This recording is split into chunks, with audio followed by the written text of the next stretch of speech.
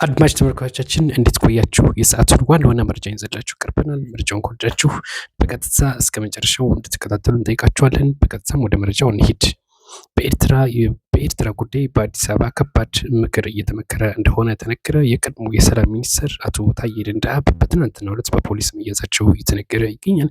የቀድሞ የህወሓት ሚኒስትርና የትምህርት ሚኒስትር ዴኤታ የነበሩት ፕሮፌሰር ክንድያ አዲሱ ፓርቲያችን ህወሓትንም ሆነ ኢህአዴግን የሚቀርብበትን ትችት የሚቀርፍ ነው ብለው ተናገሩ። ከሰሞኑ ከዶክተር አብይ ጋር ከፍተኛ ሽልማት የተበረከተላቸው ብርጌት አሁን ከነ ሀብቴ አልቀበልም፣ ሀብቴን አብዛኛውን ለአፍሪካውያን እለግሳለሁ እያሉ ይገኛሉ። ድርድሩ ያለ ስምምነት መቋጨቱም እየተነገረ ይገኛል።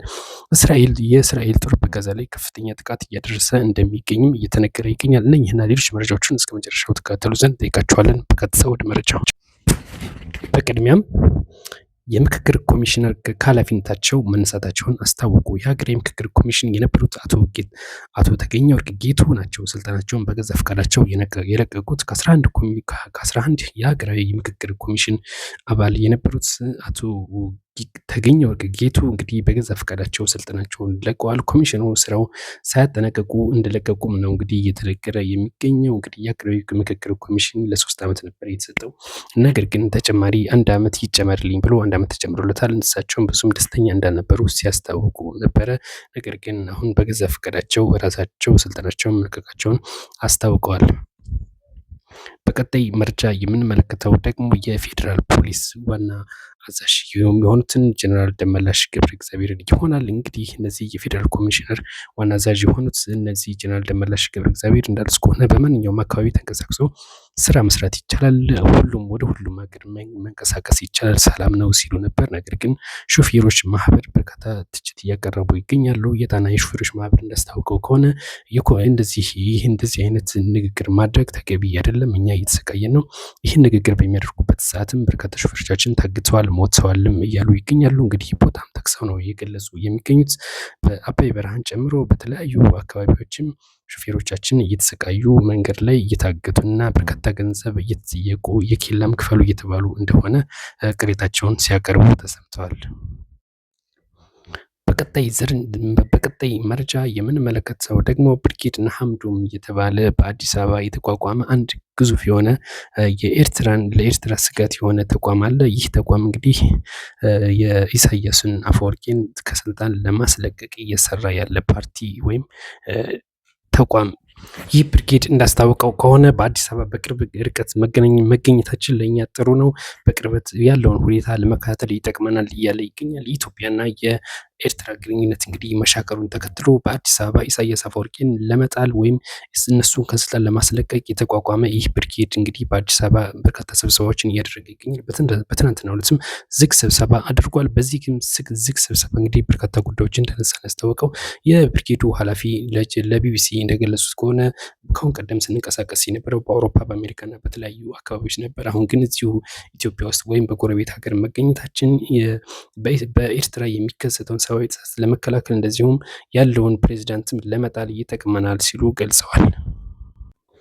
በቀጣይ መረጃ የምንመለከተው ደግሞ የቀድሞ የህወሓት ሚኒስትር እና የትምህርት ሚኒስትር ዴኤታ ፕሮፌሰር ክንድያ አዲሱ ፓርቲያችን የህወሓትንም ሆነ የኢህአዴግን የሚቀርበትን ትችት የሚቀርፍልን ነው ሲሉ ገለጹ። እንግዲህ ትግራይ ሊበራል ዲሞክራሲክ ፓርቲ የተሰኘ ፓርቲ አቋቁሞ ነበር ጌታቸው ረዳ እንደዚህ ፕሮፌሰር ክንድያና ሌሎችም በመሆን ነበር ፓርቲውን ያቋቋሙት። አሁን ግን በቀጥታ ወደ ሌላ ፓርቲ ቀይረውታል። ሌላ ፓርቲው ስሙ እንግዲህ ስምረት ፓርቲ ይባላል። እንግዲህ ፕሮፌሰር ክንድያ እንደገለጹት ከሆነ ለቢቢሲ እንደገለጹት ከሆነ ማለት ነው ይህ ፓርቲያችን የቀድሞውን ችግር የሚቀርፍልን ነው፣ የህወሓትንም ሆነ የኢህአዴግንም ችግር የሚቀርፍ ነው ሲሉ ገልጸዋል። እንግዲህ በዚህ ንግግራቸው ህወሓቶች ብዙም ደስተኛ እንዳልሆኑ እየተነገረ ይገኛል።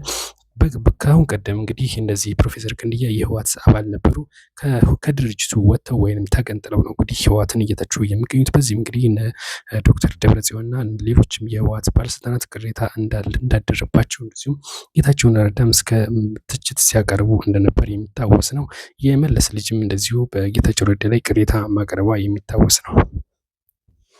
ቀጣይ መረጃ የምንመለከተው ደግሞ ስለ እስራኤልና ስለ ጋዛው ጦርነት ይሆናል። እነዚህ በሁለቱ አካባቢዎች የሚደረግ ጦርነት እንግዲህ በአሁንም እንደቀጠለ ይገኛል። እንግዲህ የጋዛ ንጹሃን በርካታ ስቃዮችን እያሳለፉ እንደሚገኙ ባለፈው እንደምናስታውቀው እንግዲህ የፍልስጤም አምባሳደር በተባበሩት መንግስታት ድርጅት ቀርበው በርካታ ትችቶችን ሲያቀርቡ ነበር። እንባ እየተናነቃቸው እንደዚሁም መቀመጫ ወንበር እየደበደቡ ጭምር በለቅሶና በስቃይ ሲያለቅሱና ሲማጸኑ ነበረ። እናንተ ልጅ የላችሁም ወይ ልጅ ወይም የልጅ ልጅ የላችሁም ወይ ሲሉ እንግዲህ የተባበሩት መንግስታት ሲጠይቁ ነበረ። በዛም እንግዲህ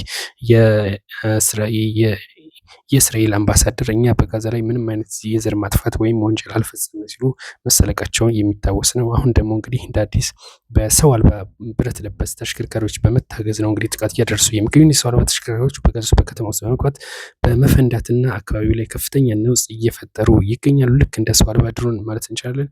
በርካታ ፍንዳታዎች በዛ አካባቢ እየተከሰቱ በመሆናቸው እንግዲህ ነዋሪዎችና አካባቢ የሚገኙ ንጹሃኖች ወደ ሌላ ቦታ እየተንቀሳቀሱ እንዳሉም ሲያስታውቁ ተሰምቷል።